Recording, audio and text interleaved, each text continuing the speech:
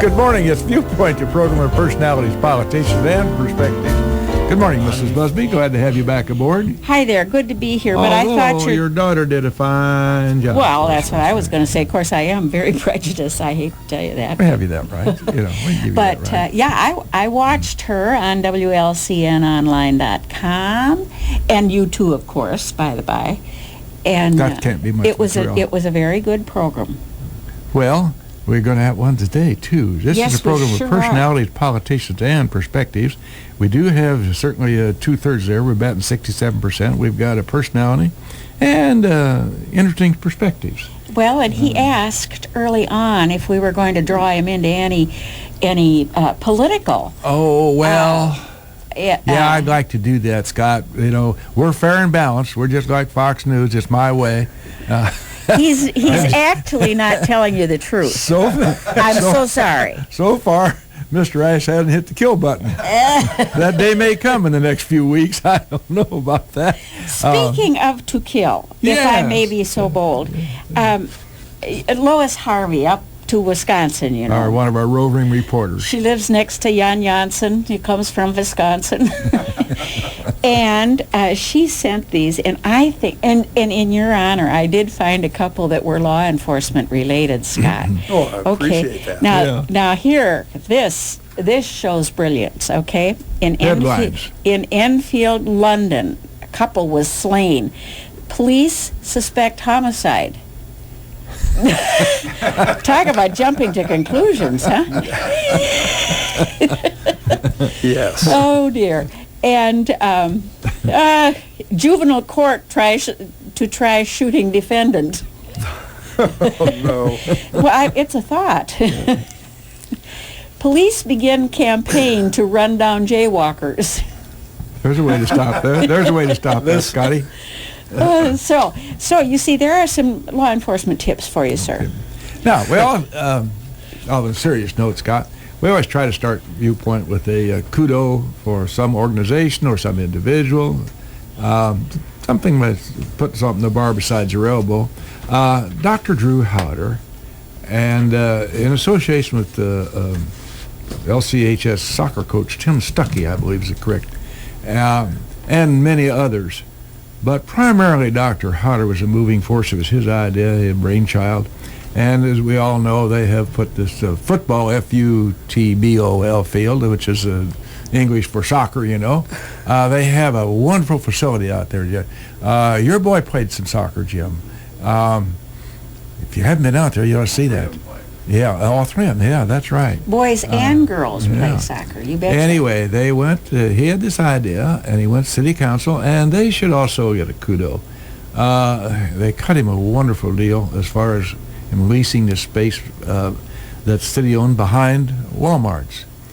Not only did he acquire the ground through their wonderful cooperation, but then he proceeded to go out there and with the assistance of some farm implement people and so forth, and his hours that he put in, transformed that farm field into 6 soccer fields.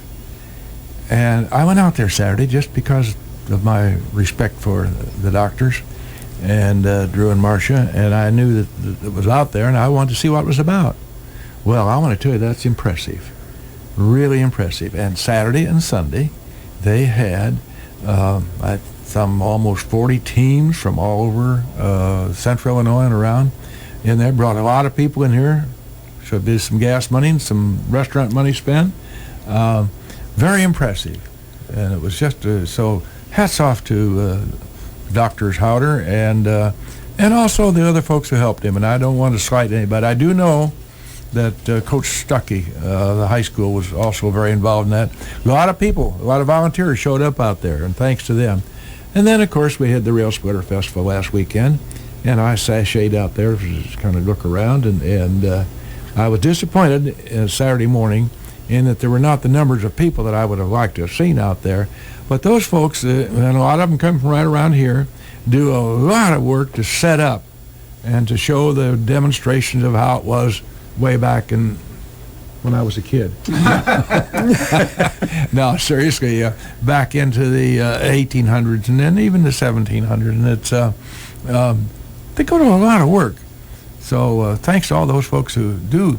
I enjoy stuff like that. I Yes, love going Scott. to New Salem when they have their Yes. candlelight vigil and just seeing how let your mind drift Different way to of what, life. what it might have been like back then. They talk about the good old days, Scott. I think this is them. That was tough old days. Oh, I'm they thinking were so tough. too. I'm thinking a lot of people today would have a problem with trying to live life the way they had to live it. No, they could. Well, Amen. why don't you get around introducing our formal introduction for our guest this morning, my dear? Well, we're so glad to have Scott Brown with us. Scott has, just like everybody else in the world, a many-faceted personality, and part of him is Logan County Deputy Sheriff, and he's been at that for any number of years. How long have you been with the Sheriff's 18 Office? years. I've never met him 18 years. professionally. Well, you should be proud of that. And how many years have you been with Taekwondo? Well, nearly 40. Is it that long? That long, Yeah. Scott. Well, you were just a kid, really. Yeah. Well, 18. Yeah. 18 And that's actually when you when I first started. got into Wing Chun, and then from there I went to Taekwondo. Now, What triggered your? Excuse me, honey. well, he's used two terms right here, and there are all kinds Two of different styles of martial Yeah. arts. Uh-huh. but they are all under the general heading of martial arts. Yes, that's correct. What triggered your interest in that as a young 18-year-old? At 18-year-old, you're just laden with testosterone, and you like being a fighter. It's more glory-seeking than anything else, but then when you get into it, you find that through good instruction, it kind of turns your life around more towards character development and That's a big part of developing a Taekwondo, isn't it? respect. Big part of any Character martial art. development. All martial arts, you're saying. Well, and any traditional martial art that I've ever been experienced in has been big on character development, respect for others around you of any rank and age, whether it's a younger or older, but particularly your older and more higher ranking Well, authorities. we think of it just off the top of our heads as some bodybuilding looking type fellow, not unlike yourself, by the by, whacking a couple of 2x6s with the side of his hand, and it's pretty impressive. And it is. Yeah, it is. I wouldn't try that. But actually, it's the legs that are stressed in the strength, and it's for balance. It's for stress relief. I mean, things we just don't think of that are far beyond the side of your hand whacking a 2x6. Most people will get into the martial arts with certain expectations, and they find that they learn so much more once they're involved in it, because it requires a good deal of effort. Number one, it's physically stressful on the body. I mean, you do have to put forth effort. You're going to sweat. You're going to experience some aching muscles. You're going to have to demonstrate perseverance in that if you want to tolerate that, much like a marathon runner would experience the leg aches that they're going to experience from miles of running. Same thing goes in any martial art. If you're going to build to the point of becoming a black belt in any martial art, it's going to require a lot of bumps and bruises, aches and pains, and just basically you have to persevere and demonstrate a degree of indomitable spirit to push through to that point. That's why not everybody is a black belt.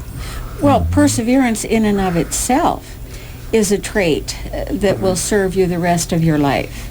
Right. Tenacity is not a bad thing. Oh, I agree. And I've had several of the kids that have trained under me go on to become professionals. They've come back after their experiences in college and have told me how training in Taekwondo, under me anyway, and I'm sure other instructors teach the same way that I do, just staying in a traditional sense and setting my expectations high, being pretty demanding. But they tell me that it's played an instrumental part in their ability to succeed in college. Well, Scotty, what I'd like to do right now is let's define Taekwondo. Taekwondo is a Korean style. Tai literally means to jump, kick, or smash with the feet. Kwon is to punch or destroy with the hand or fist. And Do, in the Korean term, is art, way, or method of doing things. So collectively, It's the art of self-defense through use of kicks and punches. We also teach Hapkido, and I also hold a black belt in Daito-Ryu Aiki Jiu-Jitsu. It's just different styles of martial art, and again, I kind of implement all aspects of the 3 martial arts that I know, but Taekwondo is my primary art. Do they dovetail, the 3 of them, at some point? Are they all having to do with the strength and agility of your legs and arms? Yeah, pretty much. And any martial art is going to require balance. It's going to require a degree of the building of leg strength, and you're going to do that through stance, through the Japanese will call it kata training. We call it pumse training, where you're doing forms. You're actually running through an imaginary fight where you're exaggerating every movement. So you're getting full range of motion in most any joint in your body, while building strength and stability and a higher degree of balance. And then you have to exercise the brain also, because you're in a set pattern of movements.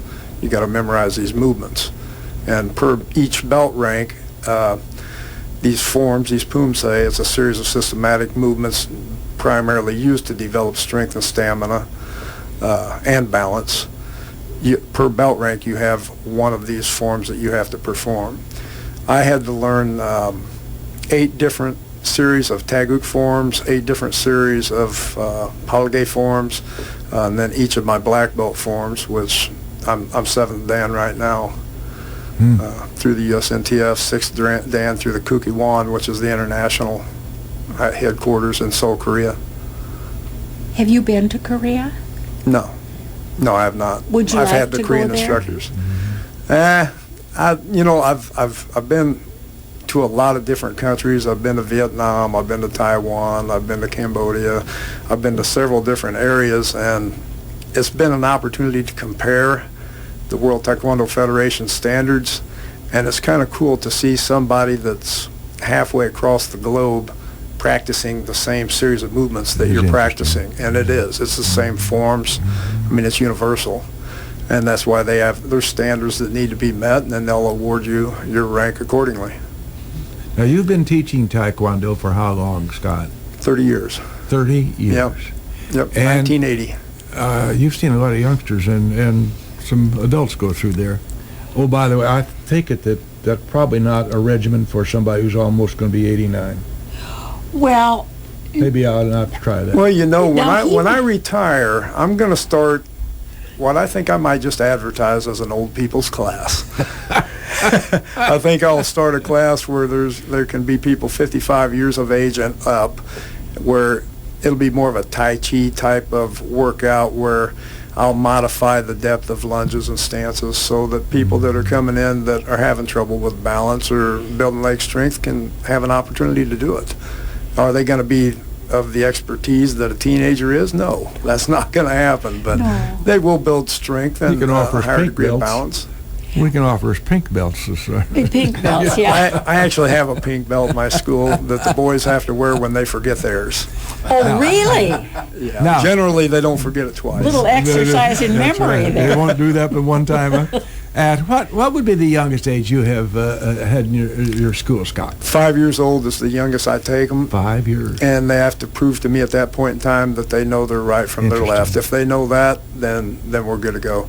Younger than that, you know, I could take people's money, bring them in, and let them tumble around and roll through things, but realistically, they're not going to learn what they need to be learning at that age. They need just a degree of maturity, and 5 years old is pretty young, actually. But And what would be the other end of the spectrum? What would be the oldest students you have had? well, Doug Greaser's my oldest right now, but I know of people that have participated in their 70s and 80s. Isn't that interesting? Do you? Yeah, at different schools. I know we had a guy in Decatur when I was training over there that was, he was 67 or 68, and he was pretty broke down when he started, but he developed an amazingly greater degree of flexibility and balance. His movements were just better. He carried himself better. You could see his posture improve. I don't know if it was the confidence issue or if it was a combination of the confidence issue along with the physical development. But isn't that another one of the attributes that you kind of hope to gain from Taekwondo? Oh, absolutely. Is a confidence. Sure. Yeah, you get people that, like I said, you'll get different people into the martial arts for different reasons. And the majority of people that are getting into a martial art is primarily to build their self-confidence. They want to see their self-esteem improve. They want to feel better about themselves. And physically And it'll help fit. you that. The physical fitness overall, I mean, the physiological aspects of it, you're going to feel better if you're healthier. But two, if you're learning some techniques that you feel decently comfortable with, as far as at least an option, if somebody would attack you in the street, you're going to walk with more confidence. Generally, the attacker, he don't want the one that's walking with confidence. He wants the one that looks like a victim. Right. Right, and you see that from two aspects of your life, I'm sure. Oh, yeah. Yeah. Now, You do. you know, we all have seen the pictures of the Taekwondo or martial arts folks breaking through the, as you suggest, 2x4s and then the brick blocks and all that business. And you think, how the heck they do that without breaking a hand? Well, now, talk to us about that, Scott. You know, that it is dangerous. I'm sure for the untrained, obviously, but it seems to me like even a fellow like yourself, how many bones we have in our hands, I think you could break every one of them. Well, a lot has to do with body alignment, learning to punch and hit correctly. A lot of people, when your fist is malaligned, you're much more apt to injure your wrist or do damage to a finger or a knuckle. If you're hitting inappropriately, you may cause what's called a boxer's fracture, hitting with the weaker part of the hand where it really doesn't have the wrist and forearm as an alignment and stabilizer behind the punch. The first two knuckles is what we used to strike with, these two.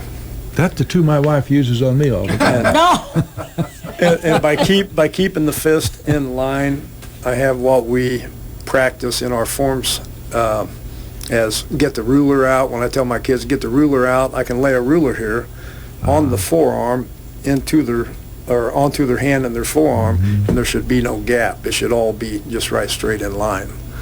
And by doing that, you've got much more stability in your punch. There's much more support for the hand, the wrist, and all the mechanical aspects of your body.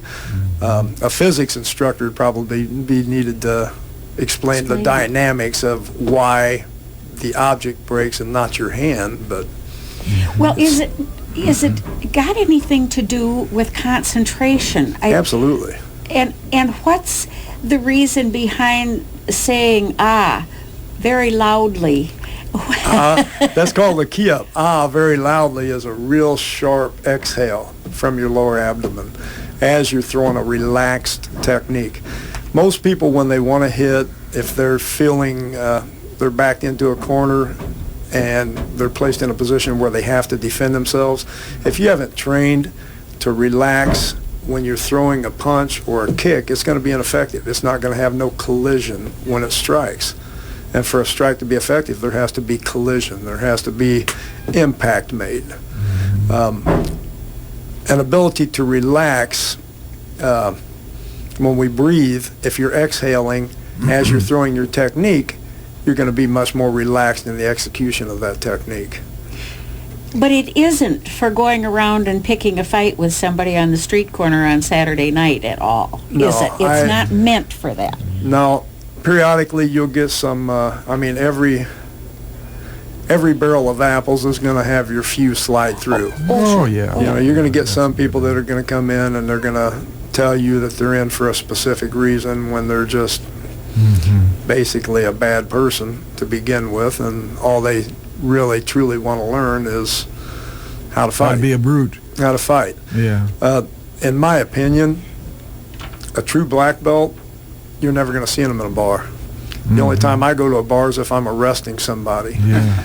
If I have to go to an establishment that serves alcohol and food, now I'll be there, That'd but be I the can story. promise you'll never see a beer sitting in front of me. I don't drink. I don't drink. I don't smoke. I'm not going to live a hypocritical lifestyle and have people that I'm trying to preach against these things catch me with a glass of wine in my hand. You're practicing what you're preaching out there. And I am. What we better do today is practice a commercial break, or we may get Taekwondo right out of here.